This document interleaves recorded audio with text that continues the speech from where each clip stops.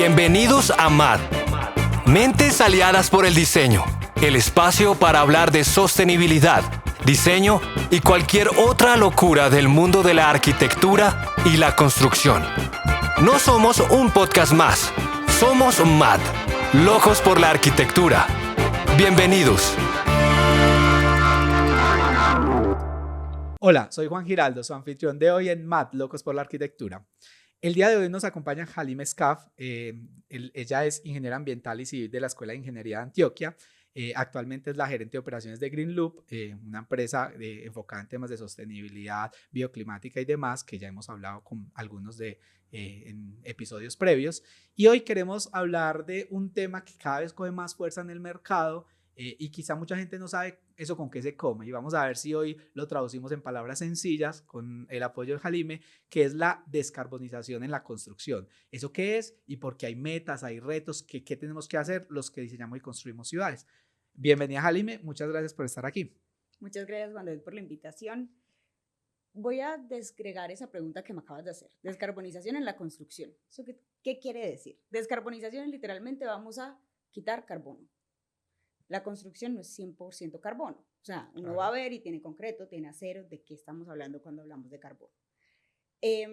Carbono realmente es como cálculo de huella de carbono, cálculo de consumo de carbono, dióxido de carbono equivalente, que es una unidad que alguien se inventó para decir vamos a sumar peras con peras y manzanas con manzanas.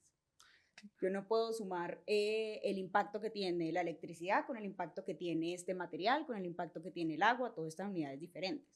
Entonces, lo que yo voy a hacer para volverlo carbono es transformarlo todo en una unidad que se inventó, que se llama dióxido de carbono equivalente. Yo ahí te complemento, yo suelo decir que es como la monedita de cambio que tenemos con el planeta. Es como yo me estoy gastando tanto dióxido de carbono, es como la monedita. Así es. Entonces, cuando yo lo llevo a esas unidades muy sencillas, la descarbonización simplemente es no a gastar menos moneditas. Voy a hacerlo mucho más sencillo, voy a disminuir esto que me estoy gastando, que le está cobrando al medio ambiente, que está en unidades de dióxido de carbono. Entonces, eso se puede traducir en un montón de cosas, en que yo voy a escoger mejores materiales, en que yo voy a reducir consumo de energía, en que yo voy a reducir consumo de agua, en temas de confort, yo puedo traducir cosas de confort a dióxido de carbono. Entonces, todo lo que yo pueda hacer en cualquier actividad, no he entrado en construcción, tiene que ver con carbono. Entonces, el simple hecho de que tú y yo estemos acá sentados quiere decir que tú cogiste un transporte para llegar acá, yo cogí otro, estamos generando dióxido de carbono equivalente y cada uno tiene una huella de carbono. De acuerdo. Lo que buscamos es reducir eso.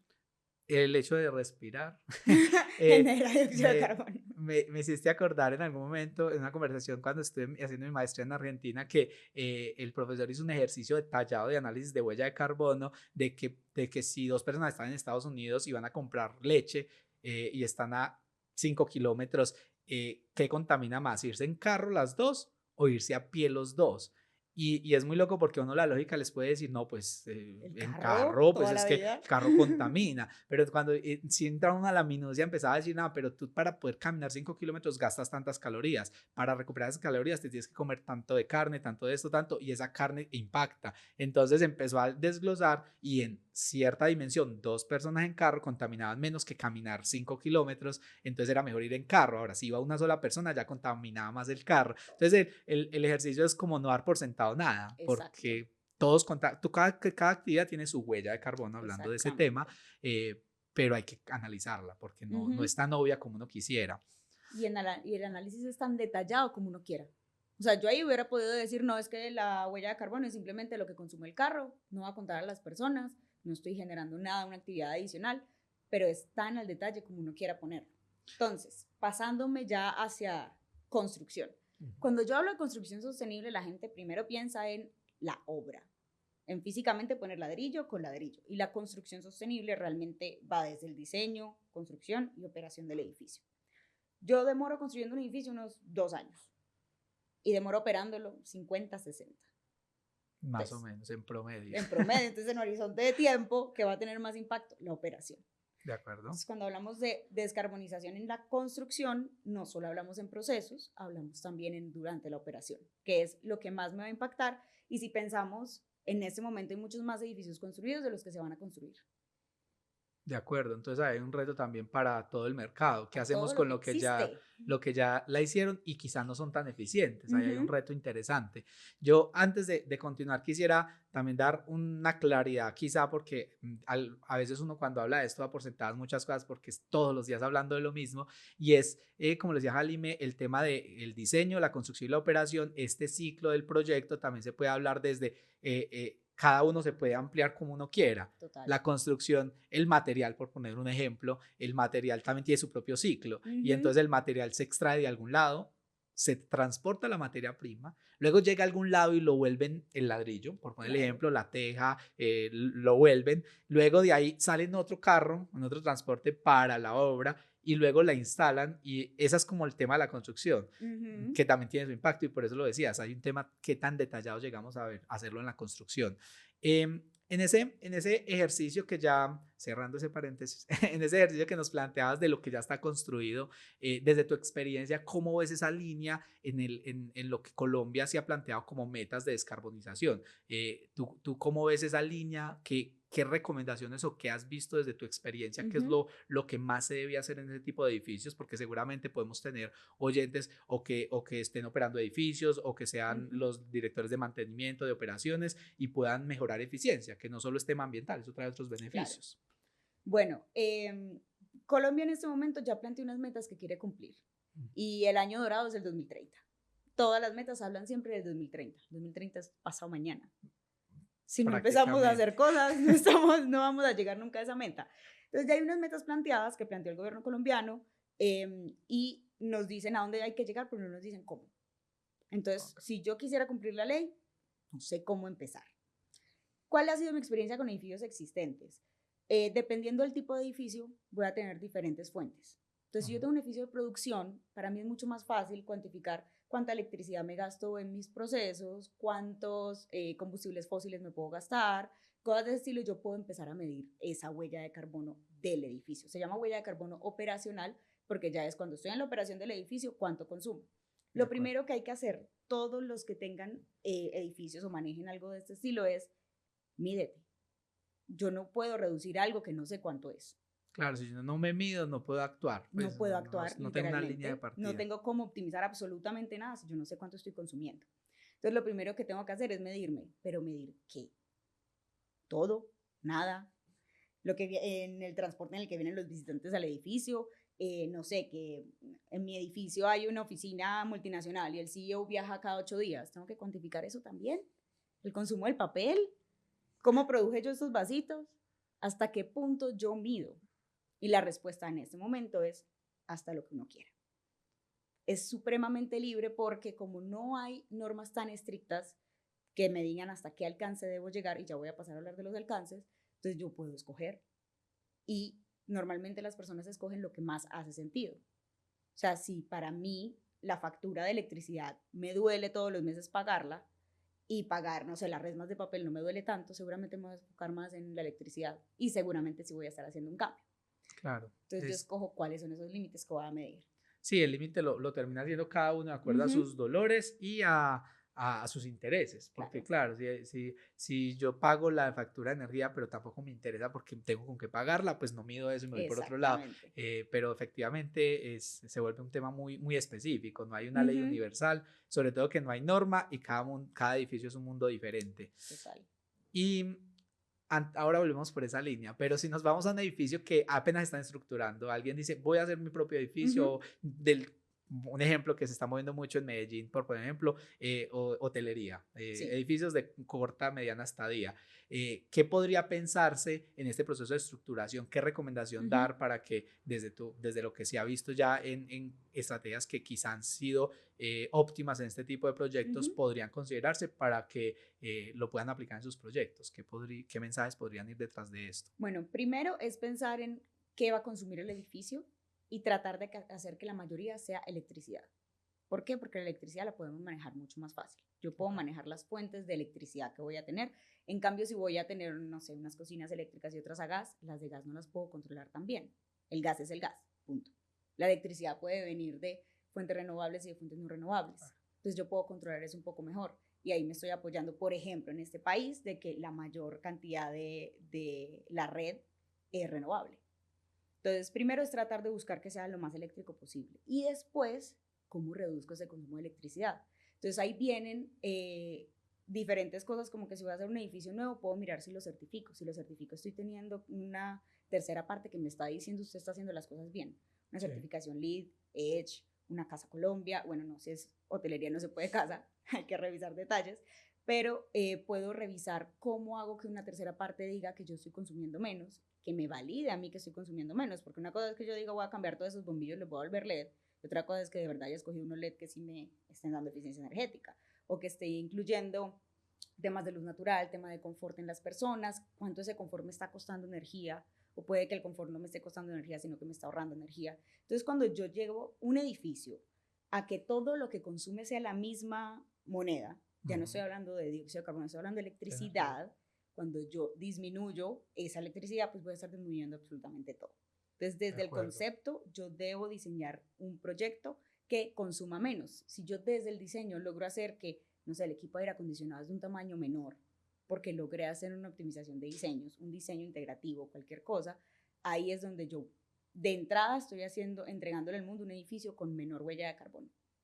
De acuerdo, a mí mientras hablas me venían muchas cosas a la cabeza. El primero, por ejemplo, de iluminación LED, que fue un ejemplo que pusiste muy claro, quizás hace años cuando recién apareció, cualquier LED era mejor que lo que había, porque lo que había era tan ineficiente energéticamente que cualquier LED funcionaba, pero ahora hay niveles de eficiencia, ya no es como, esta LED ya es ya perfecta, ya hay que entrar a la minucia, que es invitación como a revisar cuál es su eficiencia, ver la ficha técnica, detallarla, que no todo el mundo tiene que por qué saberlo, pero hay muchas empresas de asesoría que pueden hacer o validarlo por un tercero en una certificación y confirmar que todo es verdad, porque si no se termina volviendo un greenwash, es que puse LED o puse paneles solares y sí, produje el 10%, pero soy un desparramador de energía por todo lado, entonces hay que tener mucha claridad en torno a eso, porque esa otra idea se me vino, la gente a veces cree que hacer sostenibilidad, y en este caso si venimos a la palabra del podcast que es descarbonización, es como, entonces si yo consumo menos, si yo quiero ser más eficiente, pongo paneles solares, descarbonizo porque la energía es limpia,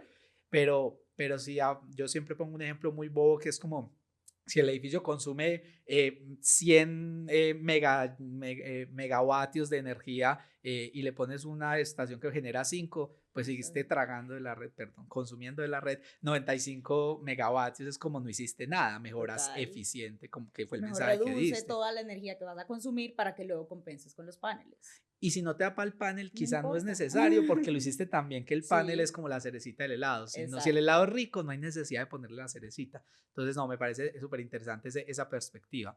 Ahora, nos decías que en todas esas, sí, el 2030 es el año dorado y estamos colgadísimos, porque si todavía uno escucha constructores que no saben qué es carbono embebido, carbono operativo, descarbonización, y siguen haciendo edificios, nos va a coger la tarde un poquito.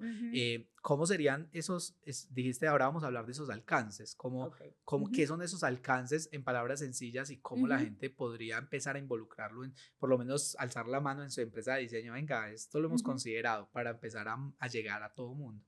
Bueno, se definen 3 alcances a nivel mundial: alcance 1, 2 y 3. El alcance 1 es todo lo que genera carbono directamente. Es básicamente todo lo que yo me pueda imaginar que genera carbono. Si yo te hablo de dióxido de carbono, tú lo primero que vas a pensar es una fábrica botando humo. Eso es alcance 1. Alcance 2 es todo lo que tenga que ver con consumo de electricidad. Entonces es muy sencillo. Todo lo que sea eléctrico, pues tiene dióxido de carbono. Y el alcance 3 es todo lo otro. Todo lo que yo no hago directamente, pero indirectamente consume. Ejemplo, el carbono embebido del papel que yo consumo. O del vasito. O no sé, que yo en mi casa me baño, entonces el agua va directo a la planta de tratamientos y esa planta de tratamiento lo que hace es que genera carbono. Entonces todo eso es indirecto, pero pues lo generé yo, sí, pero no directamente. Yo no cogí y, no sé, prendí una hoguera para hacer algo, entonces no es consumo mío, no es alcance 1, es alcance 3, porque alguien más se está encargando de esas emisiones. De acuerdo, y para decir alguien más, eso sería alcance 1, y ahí es donde si todos hacemos el ejercicio vamos a poder un poco medir con toda esa cadena. Yo creo que los ejemplos ahí quedan medio claros. en estas metas de 2030, no sé si nos puedes como orientar un poco qué se ha dicho en Colombia Ok. y qué se ha dicho, porque también hay otro, como si el 2030 es el año de oro, el año de plata es el 2050, Sí, es el que sigue. que está un poquito más lejos, pero si no cumplimos 2030 va a ser muy difícil llegar al Ujú, siguiente.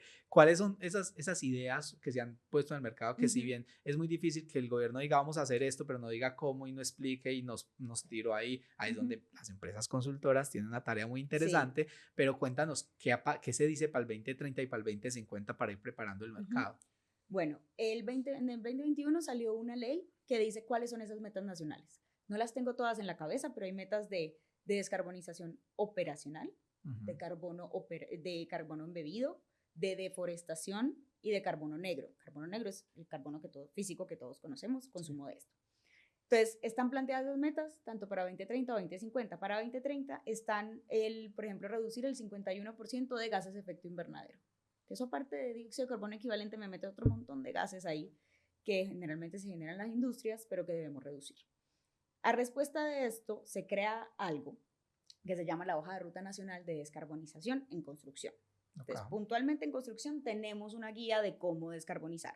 Eso fue creado no fue creado por entidad pública, fue creado más bien por entidades privadas, fue inversión del WRI, patrocinado por el Consejo Colombiano de Construcción Sostenible, y lo que hacen ahí es decir, venga, para puntualmente la construcción, si usted quiere llegar a las metas de Colombia, tiene que hacer esto. Entonces, cosas como que dicen, reducir el 30% de carbono operacional y el 40% de carbono embebido para edificaciones nuevas. Estoy En, segura que todos en el 2029 van a estar corriendo para poder llegar a esa meta. claro, y volviendo a recapitular, ahí hay dos metas. El carbono embebido, que creo que no lo hemos Ah, dicho no lo hemos mencionado, directamente, sí. el embebido es el que está como en la configuración, lo que pasó previamente para llegar acá al vasito. Y en la construcción es todo lo que pasó para que el ladrillo llegara a la obra, para que la Ujú. teja llegara, para que el vidrio llegara, y el edificio queda con ese carbono embebido porque generó esos impactos para poderse construir. Y el operacional es lo que ya hablábamos, que es lo Ujú. que se va a consumir en todos esos años de operación. Entonces hay metas en ambas líneas. Claro. Entonces aquí me entra un reto bien interesante para el mercado, no solo para el diseñador y constructor, sino para las Con los fábricas. El proveedores. proveedor, el que te vende el ladrillo, el que te vende el Ujú. vidrio, con qué herramientas o cómo te dice, mi ladrillo tiene tanto carbono, pues Ujú. esto cómo se mediría para Sí. que la gente también entienda y pueda pedir esa información. Ujú. Eso se pide, literalmente yo pido la huella de carbono del producto. No se llama Ujú. así, HCP, huella de carbono del producto. Normalmente se calcula con la ISO 14067, eso está estandarizado, eso hay métodos para calcularlo y no es obligatorio. Entonces yo puedo llegar a la ladrillera Pepito Pérez y me dicen, no, es que yo no sé de qué me estás hablando, no tengo esta información. Y llego a la otra ladrillera y me dicen, sí tengo la información, tenga. Si yo estoy buscando cumplir las metas, a mí me va a servir mejor la segunda ladrillera. Sí. Es la que a mí me va a servir para yo poder cuantificar. Porque es que yo sepa cuánto consume el ladrillo, pues cuánto carbono embebido tiene el ladrillo, es un pedacitico de todo lo que tiene el edificio como tal. Claro. Entonces yo aparte del ladrillo necesito que lo de la ventanería, del concreto, del acero, de los acabados, de los tapetes, de las puertas, de la madera, absolutamente todo lo que yo le voy a instalar para yo poder saber cuánto es el carbono embebido que tengo. De acuerdo, mira que se me viene acá a la cabeza la idea para traducir todo esto también, de que como ya dijimos que el carbono o el dióxido de carbono equivalente es la monedita de cambio, Ujú. yo no tengo que ser experto. El proveedor tiene que hacer su cálculo, darme su Exactamente. carbono, y si a mí me llega dos ladrillos, dos tejas, una dice 3,15 kilogramos de dióxido de carbono equivalente por kilogramo de producto y la otra me dice 4,8, ya sé que esta tiene 1 punto tanto más que Más. la otra, Ujú. entonces sin ser experto es como yo sé que 4 es más alto que 3 y ya Total. tomo la decisión si mi intención es bajar el carbono embebido. Así es. Esa es una bien interesante y a mí me hace mucho símil y paralelo con que es como quizá hace muchos años surgió lo de la etiqueta alimenticia. Ajá. Antes tampoco era obligatorio, hace muchos años pues no era obligatorio, el que lo hacía porque sabía que iba a haber una tendencia o por compromiso propio, como está pasando Ujú. ahora con el tema de carbono en la construcción, compromiso propio o por tendencia. Y si tú, yo lo pongo mucho sobre la salud, si tú estabas preocupada por las calorías que consumías o por las Ujú. proteínas y un producto te dice cuánto y el otro no te dice, ¿tú qué decisión haces? El que me da El la que me dice, por lo información. menos soy consciente de lo que me estoy metiendo al cuerpo y ahora es algo parecido. al que te da la información, sos consciente que estás utilizando y Ujú. cómo lo vas a manejar. Llegará el momento que ojalá todos los productos del mercado tengan su etiqueta, su número exacto, sin ser expertos. Hoy todo el mundo, si quiere consumir proteína, busca y sabe qué te da más proteína o qué Sí, te da menos calorías, lo que necesitas o más o menos. Sería algo similar, es como el objetivo desde la ujú, fábrica. así es.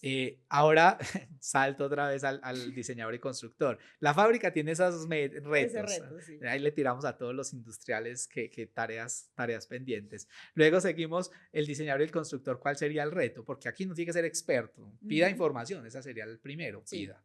Pida. ¿Y qué más debería de considerar esa siguiente etapa del edificio? Bueno, el diseñador y el constructor tienen mucha responsabilidad en la parte operacional. Ujú. Yo voy a diseñar algo para que funcione mejor. Ok. Tienen mucha responsabilidad en el carbón operacional y tienen tanta responsabilidad para escoger cuáles son esos proveedores para la huella de carbono embebida. Ahora, si mis prácticas como constructor son más limpias, yo voy a disminuir la huella de carbono embebida del edificio. Claro. Así de sencillo. Y si mis prácticas como diseñador es tener en cuenta cuáles son esos proveedores que me van a ayudar con la huella de carbono y especificarlos, cuáles son esos parámetros de eficiencia energética que yo quiero considerar o saber qué tipo de inercias puedo yo generar, porque es que una cosa es que un diseñador diga yo te voy a poner un vidrio verde porque me parece muy bonito el color verde.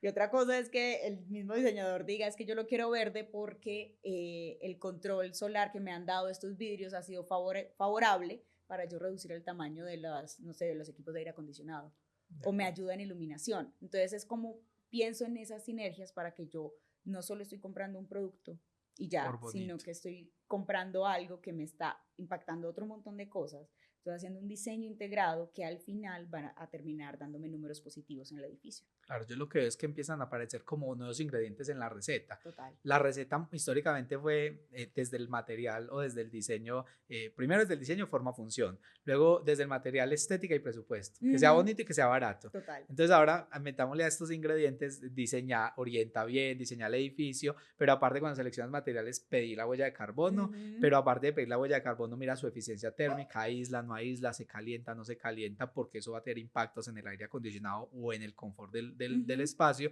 y empiezan a aparecer ingredientes que van a sumar a lo que ya se hacía. No necesariamente es decir que esto es imposible, realmente cada vez es más posible y no todo el mundo tiene que ser experto ujú, sino entender que es una necesidad. Yo suelo hacer el paralelo en estos temas con uno como arquitecto, yo soy arquitecto, cuando uno en la universidad le enseñan para diseñar, le hacen un predimensionamiento estructural y uno cuando diseña ya una columna de 30 por 40 y uno hace una cosita, no sabe cuánto acero, cuánto fleje para un edificio de 30 ujú, pisos, pero uno sabe que hay una columna. De pronto desde estos temas es parecido. Uno sí. tiene intenciones, pero uno contrata al ingeniero estructural para solventar ese acero y que el edificio no se Ujú, caiga. Aquí de pronto ya no todo el mundo tiene que saber, al que le guste y le apasione, hay un total. mundo de aprendizaje gigante, pero hay muchos consultores ya en el mercado que Ujú, pueden aportar en ese proceso, pero tiene que surgir desde la convicción propia de la empresa de, ujú, venga, yo quiero mejorar esto, vamos a ver quién me ayuda y para mí un consultor en sostenibilidad desde todo lo que esto abarca es un profesional similar a un ingeniero civil que llega y te hace que el proyecto quede mejor, total. no tiene que venir a pelear contigo, te acompaña en el Ujú, proceso, entonces me parece lindísimo verlo desde esa perspectiva. Eh, y vámonos a la siguiente etapa. Entonces, vamos, las fábricas, el que diseña y construye, y luego el que opera. ¿Cuáles son los retos del que opera? uy, esos tienen los retos más difíciles, porque es que tienen como el compromiso a más largo plazo.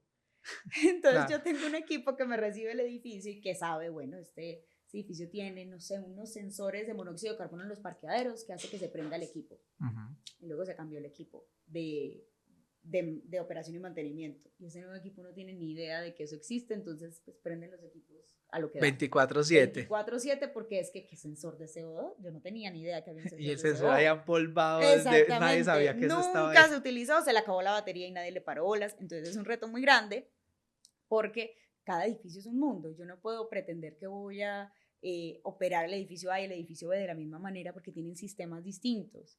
Y si desde la parte del constructor nos entregan como esos manuales muy detallados de cómo funciona el edificio y desde la selección del equipo de operación y mantenimiento, yo no tengo tan claro qué voy a hacer, entonces estoy ahí perdiendo mucha plata y perdiendo mucho tiempo.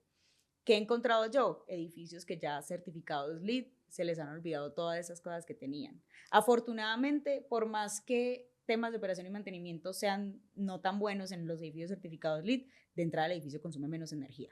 Entonces, por De eso no acuerdo. se dan cuenta.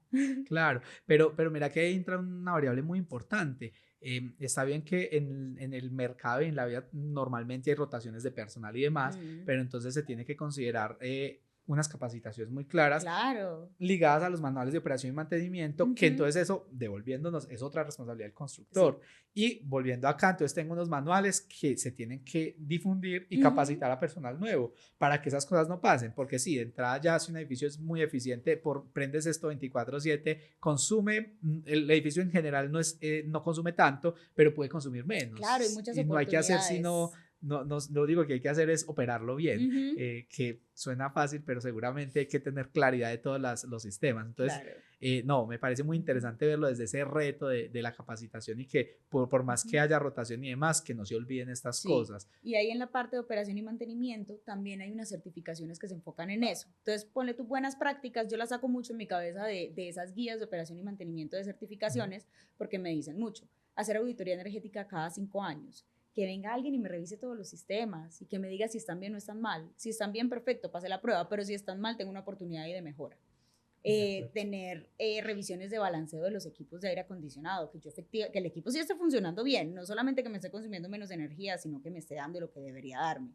Ese tipo de cosas yo debería empezar a tenerlas en cuenta de una forma periódica cuando estoy operando un edificio, porque si no, estoy descuidando Claro. cosas. Claro, y se vuelve inversión y no gasto, porque Total. si hay oportunidades de mejora, eso va a tener unos retornos a la inversión muy cercanos.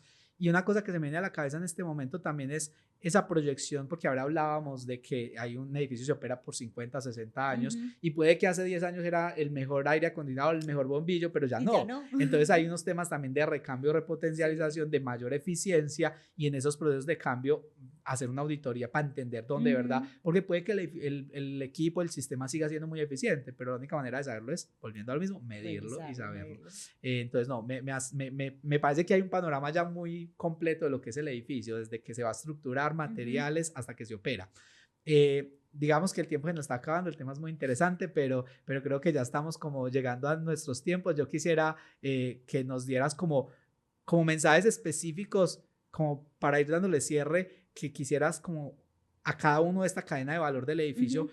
qué es lo más importante que no se le puede olvidar, porque se hablaron de muchas cosas y Sí. no podemos pretender que escuchando un capítulo, un podcast se vuelvan expertos en estos temas, pero sí tocarle cada punto a cada uno de ellos. ¿Cuáles serían ese punto para el fabricante, Ujú. para el diseñador, para el constructor, para el operador, para que sea como la última cuña de Ujú. no se les puede olvidar esto, porque realmente esto es un trabajo colectivo para llegar al Así proceso de es. descarbonización de la construcción en Colombia. Bueno, entonces, por ejemplo, proveedores, mídanse. Piensen qué está en su poder y midan todo eso que está en su poder para poder entregar esa información, porque se les van a pedir eventualmente. Diseñadores, piensen mucho en diseño integrativo. No piensen en su especialidad nada más, sino cómo puedo yo integrarme con las otras especialidades. Constructores, estoy construyendo de la manera más limpia, más eficiente, no solo la más económica, sino la más eficiente realmente. Si yo logro hacer procesos más eficientes, voy a gastar menos dinero. Y operadores, revisen cuáles son los sistemas que tienen en sus edificios, revisen si todo les está funcionando bien eh, y mantengan como esa línea de tiempo entre los equipos de trabajo que tengan dentro de los edificios. Súper. Bueno, yo creo que en términos generales ahí hay mucha tela donde cortar. Casi que uno podría hacer un capítulo completo de cada De una de cada estas, de especialidad, cada sí. especialidad, pero bueno, yo creo que la invitación más es a sembrar la curiosidad, a darles esta información inicial para que se acerquen a empresas que los puedan acompañar y yo creo que acá se abre el espacio para que tú también manifiestes dónde te pueden encontrar, dónde, en qué parte, en qué redes, para que las personas que están interesadas en cualquiera de esta cadena, porque seguramente tienen servicios para cada uno de los Sí, mencionados, total. entonces que puedan hacer algún estudio puntual, pues puedes dar esa información.